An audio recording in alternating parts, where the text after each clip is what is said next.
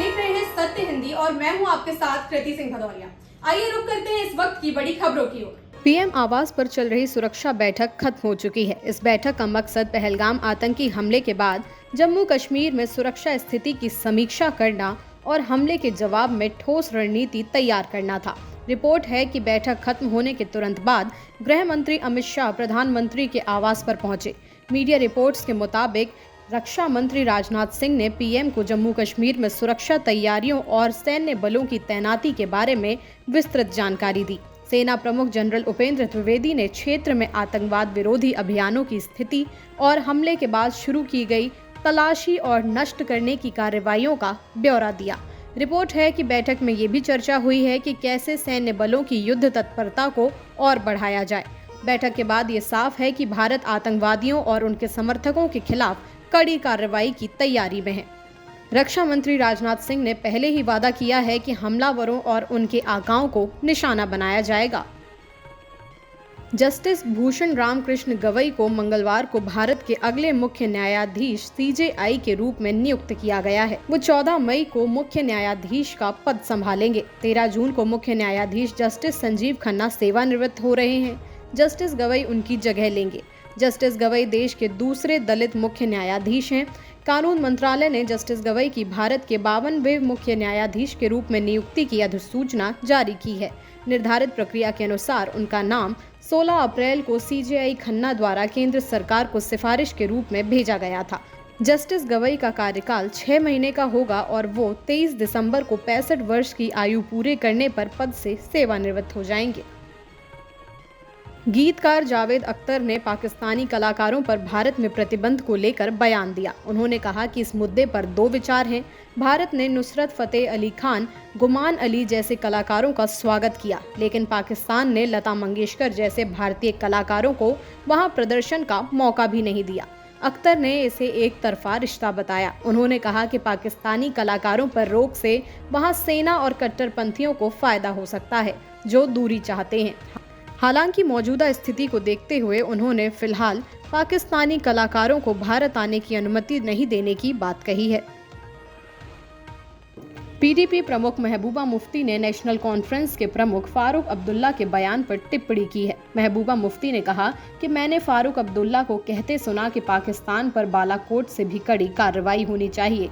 कभी वे कहते हैं कि दूसरे कश्मीर पर बम गिरा देना चाहिए और कभी बातचीत की बात करते हैं। मैं इस पर ज्यादा नहीं बोलना चाहती, लेकिन इतना जरूर कहूंगी कि देश के लोगों के जख्मों पर मरहम लगाना जरूरी है। आपको बता दें, फारूक अब्दुल्ला ने सोमवार को अपने एक बयान में कहा था कि वो हमेशा की तरह पाकिस्तान के साथ बातचीत के पक्षधर हैं, लेकिन अब चाहते हैं कि केंद्र सरकार ऐसी कार्रवाई करे जिससे पहलगाम जैसे हमले फिर कभी ना हो। इस दौरान उन्होंने भारत बालाकोट से भी सख्त कार्रवाई की मांग की है।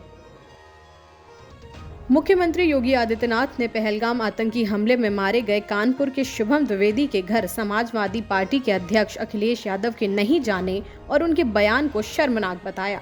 सीएम योगी ने अखिलेश यादव पर तंज कसते हुए कहा कि आतंकवादियों ने कानपुर के रहने वाले शुभम द्विवेदी की निर्मम हत्या कर दी, और जब पत्रकारों ने सपा अध्यक्ष से उनके घर पर ना जाने की वजह पूछी तो जवाब दिया कि वो हमारी पार्टी का नहीं था। मुख्यमंत्री ने कहा कि ये बयान काफी दुर्भाग्यपूर्ण और शर्मनाक है।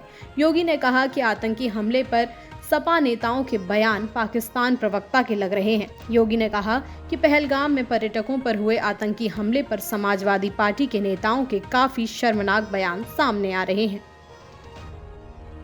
मोदी सरकार की ओर से सिंधु जल समझौता स्थगित करने को लेकर पाकिस्तान बौखला गया है। पाकिस्तान के उप प्रधानमंत्री और विदेश मंत्री इशाक डार ने संसद में कहा है कि अगर भारत सिंधु का पानी रोकता है तो जंग तय है, क्योंकि ये 24 करोड़ लोगों की जिंदगी का मामला है।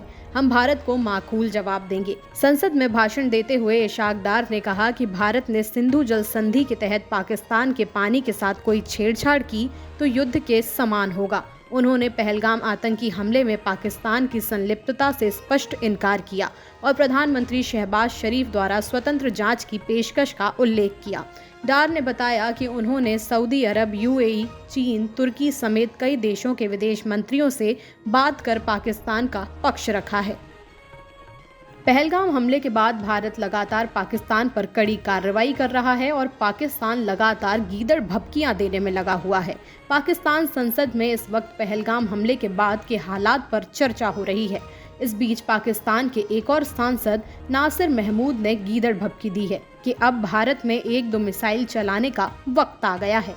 महमूद ने कहा कि भारत को जवाब मिलेगा। जो 98 की मिसाइल जंग खा रही हैं, वो 1-2 इन पर गिरा देनी चाहिए। इससे पहले भी पाकिस्तान की ओर से नफरती बयान सामने आ चुके हैं और मंत्री से लेकर सांसद तक सभी गीदड़ भभकियां देने में लगे हुए हैं। कांग्रेस ने सोमवार को अपने एक्स अकाउंट पर पहलगाम हमले को लेकर प्रधानमंत्री मोदी पर व्यंग्यात्मक पोस्ट की, जिस पर मंगलवार को बीजेपी नेताओं ने तीखी प्रतिक्रिया दी।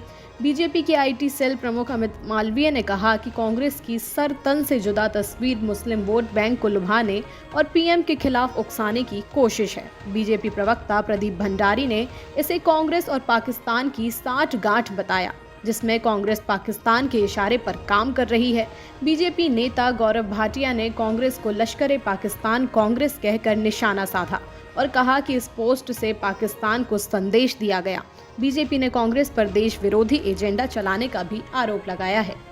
आंध्र प्रदेश के उप मुख्यमंत्री और जनसेना पार्टी के प्रमुख पवन कल्याण ने जम्मू कश्मीर के पहलगाम में हुए भीषण आतंकी हमले के बाद कड़ा बयान देते हुए कहा है कि भारत में रहकर पाकिस्तान का समर्थन करना पूरी तरह से अस्वीकार्य है।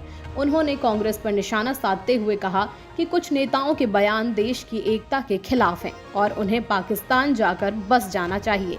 पवन कल्याण ने ये टिप्पणी उस समय की जब वे पहलगाम में मारे गए 26 नागरिकों को श्रद्धांजलि देने के लिए एक सभा को संबोधित कर रहे थे। पवन कल्याण ने कहा कि कश्मीर हमारा है, आतंकवाद को राजनीतिक फायदे के लिए इस्तेमाल करना शर्मनाक है। जो नेता पाकिस्तान की भाषा बोलते हैं, उन्हें भारत छोड़ देना चाहिए। पवन कल्याण ने अपील की कि पहलगाम जैसे दर्दनाक हमलों को राजनीतिक चश्मे से नहीं देखा जाना चाहिए। उन्होंने जोर देकर कहा कि देश आतंकवाद या किसी भी तरह की राष्ट्र विरोधी सोच को बर्दाश्त नहीं करेगा। पेगासस जासूसी रिपोर्ट को सार्वजनिक करने से सुप्रीम कोर्ट ने इनकार कर दिया है। जस्टिस सूर्यकांत और जस्टिस एन कोटेश्वर सिंह की बेंच ने मंगलवार को कहा कि देश की सुरक्षा और संप्रभुता से जुड़े किसी भी रिपोर्ट का खुलासा नहीं किया जाएगा। बेंच ने कहा कि व्यक्तिगत आशंकाओं का समाधान किया जा सकता है, लेकिन टेक्निकल पैनल की रिपोर्ट सड़कों पर चर्चा के लिए नहीं हो सकती। इस बात की जांच करनी होगी कि जानकारी किस हद तक साझा की जा सकती है। अगली सुनवाई 30 जुलाई को होगी। दरअसल 2021 में एक पोर्टल ने अपनी रिपोर्ट में दावा किया था कि केंद्र सरकार ने 2017 से 2019 के दौरान करीब 300 भारतीयों की पेगासस स्पाईवेयर के जरिए जासूसी की। फिलहाल के लिए इतना ही। देश दुनिया की तमाम खबरों के लिए आप देखते रहिए सत्य Hindi.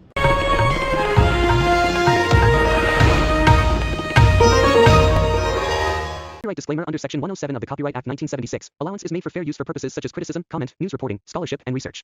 Fair use is a use permitted by copyright statute that might otherwise be infringing.